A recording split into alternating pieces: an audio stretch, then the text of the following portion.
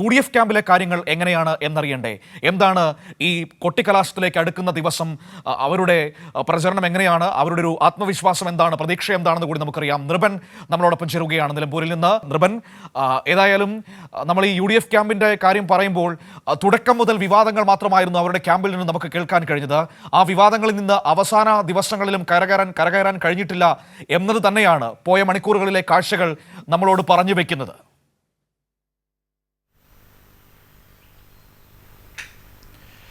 Very good morning Manu.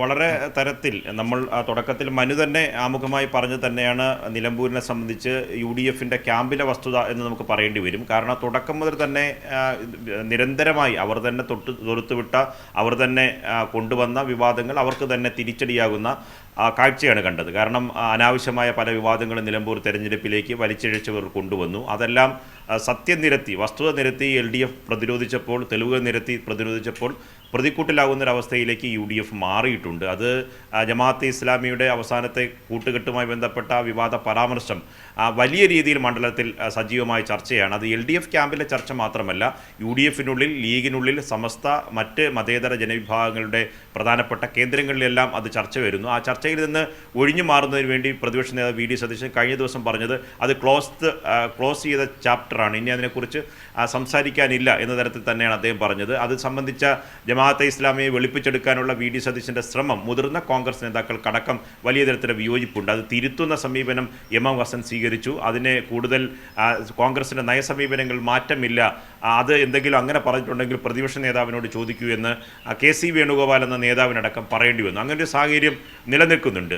ഒപ്പമാണ് അവർ തന്നെ കഴിഞ്ഞ ദിവസം നടത്തിയ പരിശോധന, ഇലക്ഷൻ കമ്മീഷൻ നടത്തിയ പരിശോധനയെ ബന്ധപ്പെട്ട് രാഹുൽ മാങ്കൂട്ടത്തിൽ നടത്തിയ വളരെ മോശം പരാമർശം, അത് LDFിനെതിരെ തിരിച്ചുവിടാനുള്ള ആദ്യഘട്ടത്തിലെ UDFിൻ്റെ ശ്രമം പാളി എന്ന് മാത്രമല്ല, അതിനെ തുടർന്ന് ഉണ്ടായ വിവാദങ്ങളിൽ UDFിൻ്റെ നേതാക്കൾ നടത്തിയ പ്രതികരണങ്ങളൊക്കെ തന്നെ ജനം ഏറ്റെടുത്ത് അതിനെതിരെ വളരെ ഇങ്ങനെ പ്രതികരിക്കാൻ ഒരു രാഷ്ട്രീയ നേതാവ് പാടുണ്ടോ എന്ന തരത്തിലുള്ള വലിയ വിമർശനം ഉണ്ടാകുന്നു.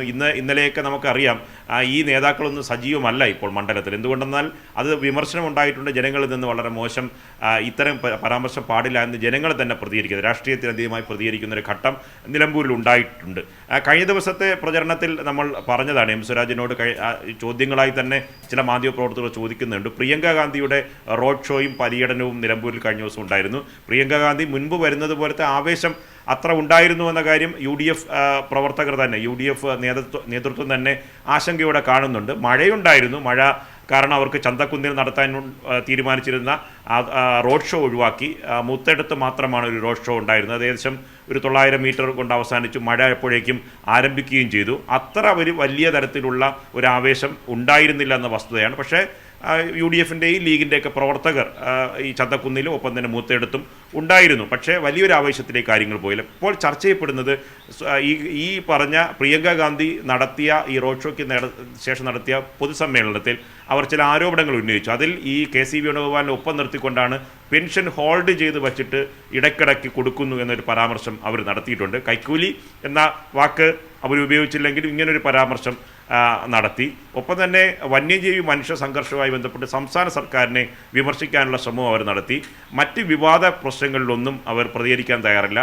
വന്യജീവി മനുഷ്യ സംഘർഷവുമായി ബന്ധപ്പെട്ട് 1972 വന്യജീവി സംരക്ഷണ നിയമം, ഇത് ആരാണ് ആ നിയമം പാസ്സാക്കിയത്? ആ നിയമത്തിലെ വ്യവസ്ഥകൾ റദ്ദ് ചെയ്യണം, ആ വ്യവസ്ഥകൾ മാറ്റി പുതിയ പരിഷ്കരണത്തിലേക്ക് പോകണമെന്ന് നിരന്തരം ആവശ്യപ്പെടുന്നത് അതാണ്. അതിൽ രാഹുൽ ഗാന്ധിയും പ്രിയങ്ക ഗാന്ധി എന്ത് ഇടപെടലാണ് പാർലമെൻറ്റിൽ നടത്തിയത്?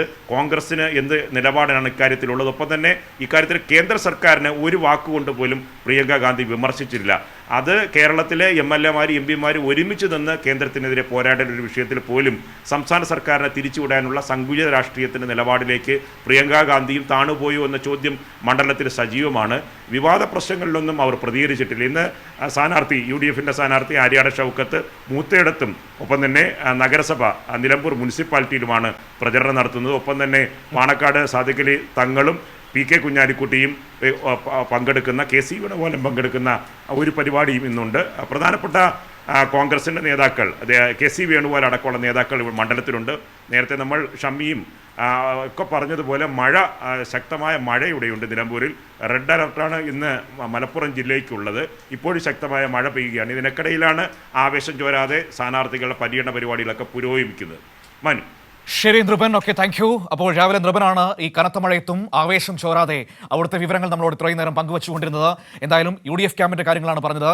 പ്രിയങ്ക ഗാന്ധിക്ക് അവർ പ്രതീക്ഷിച്ചതുപോലെ ഒരു ഓളമുണ്ടാക്കാൻ കഴിഞ്ഞില്ല എന്ന വിലയിരുത്തലാണ് പൊതുവെ വന്നിരിക്കുന്നത്. അതിൽ ഏറ്റവും പ്രധാനപ്പെട്ടത് പെൻഷനുമായി ബന്ധപ്പെട്ട പരാമർശം, വന്യജീവി വിഷയം. ഈ രണ്ടിലും പ്രിയങ്ക സ്വീകരിച്ച നിലപാട് ഒരുപക്ഷേ അവർക്ക് കാര്യങ്ങളെക്കുറിച്ച് വ്യക്തത ഇല്ലാത്തത് കൊണ്ടായിരിക്കാം അങ്ങനെ പറയുന്നത് എന്ന് എൻ്റെ സുഹൃത്തുക്കൾ പലരും പറയുന്നുണ്ട്. കാരണം നമുക്കറിയാം പെൻഷൻ ഇവിടെ എങ്ങനെയാണ് കൊടുത്തുകൊണ്ടിരിക്കുന്നതെന്ന്. 5 മാസത്തെ കുടിശ്ശിക വന്നപ്പോൾ അത് കൊടുത്തു തീർക്കാൻ സർക്കാർ സ്വീകരിച്ച സമീപനം എന്താണെന്ന് നമുക്ക് വ്യക്തമായിട്ട് അറിയാവുന്നതാണ്. ഇലക്ഷൻ വരുമെന്ന് മുന്നിൽ കണ്ടുകൊണ്ടൊന്നുമല്ലല്ലോ മുഖ്യമന്ത്രി ചട്ടം 300 പ്രകാരം നിയമസഭയിൽ പെൻഷൻ 2 സാമ്പത്തിക വർഷമായി കൊടുത്തു തീർക്കും എന്ന പ്രസ്താവന നടത്തിയത്. ആദ്യ സാമ്പത്തിക വർഷത്തിൽ 3 പിന്നീട് 2 എന്ന പ്രസ്താവന നടത്തിയത്. അന്ന് നമുക്ക് ആർക്കും അറിയില്ലല്ലോ നിലമ്പൂരിൽ ഇലക്ഷൻ പ്രഖ്യാപിക്കാൻ പോകുന്നുവെന്ന്. പിന്നെ ഏറ്റവും പ്രധാനപ്പെട്ട മറ്റൊരു വിഷയം അത് വന്യജീവി വിഷയം തന്നെയാണ്. 1972 കോൺഗ്രസ് സർക്കാർ കൊണ്ടുവന്ന, ഇന്ദിരാഗാന്ധി സർക്കാർ കൊണ്ടുവന്ന ആ നിയമം അത് പിന്നീട് പലതവണ കൂടുതൽ കരുത്താർജിക്കപ്പെട്ടതെന്ന് നമ്മൾ കണ്ടതാണ് ഭേദഗതികളോടെ.